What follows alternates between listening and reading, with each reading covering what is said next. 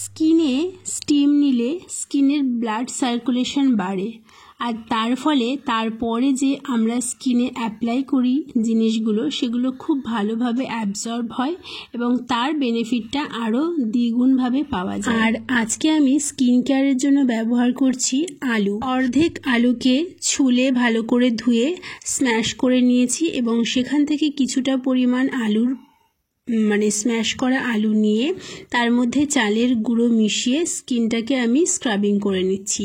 আর scrubbing করার মাঝখানে একবার আমি স্টিম নিয়ে নেব, যাতে স্কিনের ভেতর থেকে সমস্ত ময়লা বা আমার ব্ল্যাক হেডস হোয়াইট হেডস যা আছে স্কিনে সব আলগা হয়ে বাইরে বেরিয়ে আসে।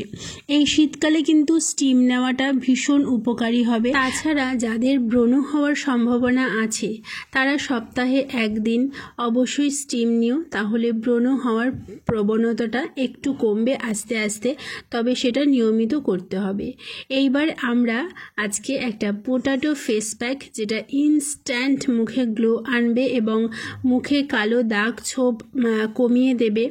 আলু এবং আলুর রস কিন্তু স্কিনকে ব্রাইটনিং করতে হেল্প করে, অ্যান্টি এজিংয়ের কাজ করে, ময়শ্চারাইজিংয়ের কাজ করে, সান ড্যামেজ থেকে স্কিনকে প্রোটেক্ট করে।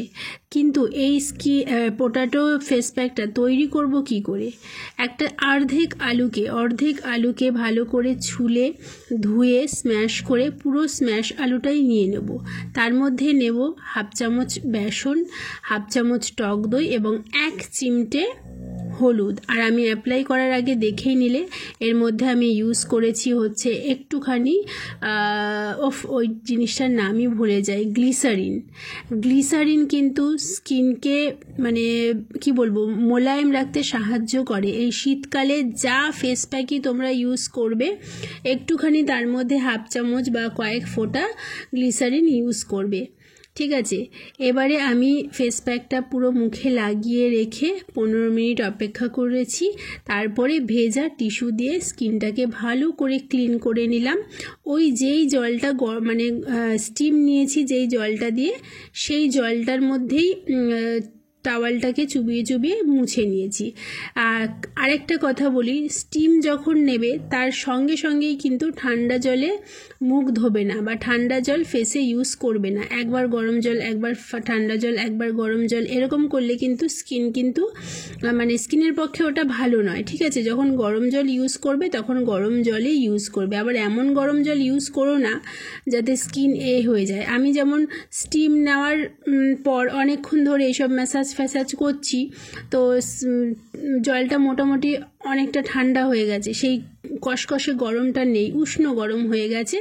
তারপরে আমি মুছে নিয়েছি। তারপরে আমি ইউজ করছি আমার নিজেরই বানানো একটা সিরাম, যেটা আমি রাইস ওয়াটার দিয়ে বানিয়েছি এবং সেটা কিভাবে বানিয়েছি সেটা দেখার জন্য কিন্তু আগের দিনের স্কিন কেয়ারের ভিডিওটা দেখতে হবে। তো সবাই কিন্তু অবশ্যই ট্রাই করো পোটাটো ফেশিয়ালটা। Hi friends, good evening. এই দেখো আমার স্কিনটা দেখো কতটা গ্লো করছে। বাট এখন আর স্কিনের কথা কিছু বলবো না, যা বলার বলা হয়ে গেছে।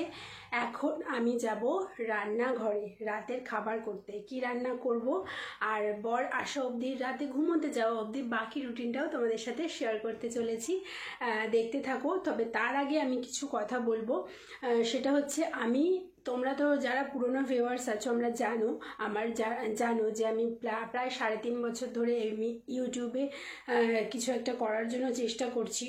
তো আমি লাস্ট 3 দিন ধরে যেই লাস্ট অপশানটা বাকি ছিল চেষ্টা করার, সেই চেষ্টাটা শুরু করে দিয়েছি। সেটা হচ্ছে লাইভ করা শুরু করে দিয়েছি দুপুরবেলা। আমি এখন ঠিক করেছি যে যখনই আমি ফ্রি থাকবো, হয়তো নেক্সট 1 ঘন্টা 2 ঘন্টা আমার কোনো কাজ থাকবে না, তখন আমি লাইভে চলে আসব।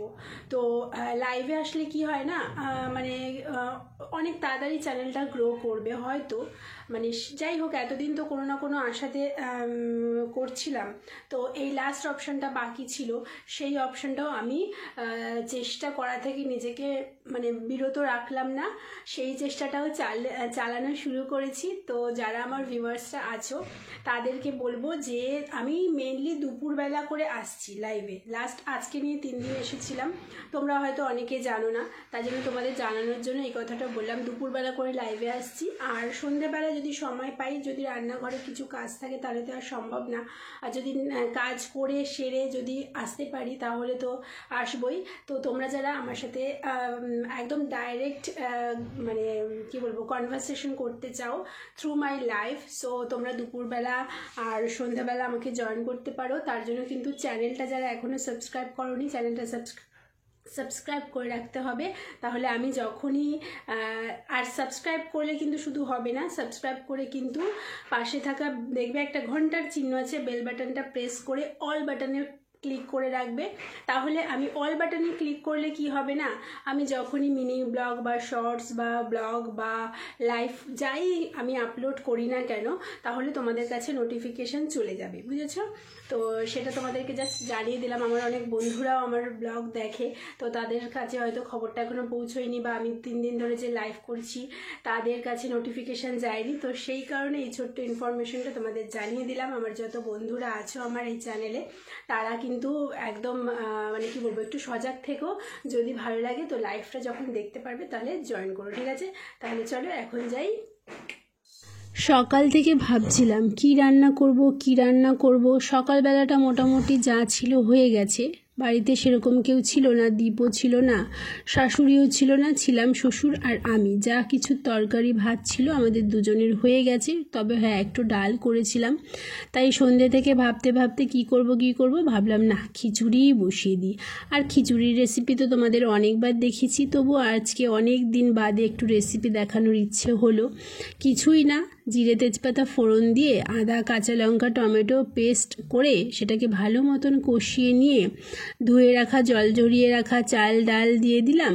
ভালো করে কষিয়ে নিয়ে একদম কড়া ভর্তি জল আলু নুন এসব দিয়ে একটু ঘিয়ের মধ্যে, এই খিচুড়িতে না এই ফোড়নটাই মেন, ঘিয়ের মধ্যে একটু কাঁচা লঙ্কা শুকনো লঙ্কা একটু জিরে ফোড়ন দিলাম। আর নামানোর আগে একটু নুন চিনিগুলো চেখে নেবে, আর একটু ভাজা মশলা দেবে। কি ভাজা মশলা? জিরে ধনে একসাথে শুকনো খোলায় ভেজে গুঁড়ো করে সেটা। খিচুড়িতে কিন্তু এটা দিলে ভীষণ টেস্ট হয়।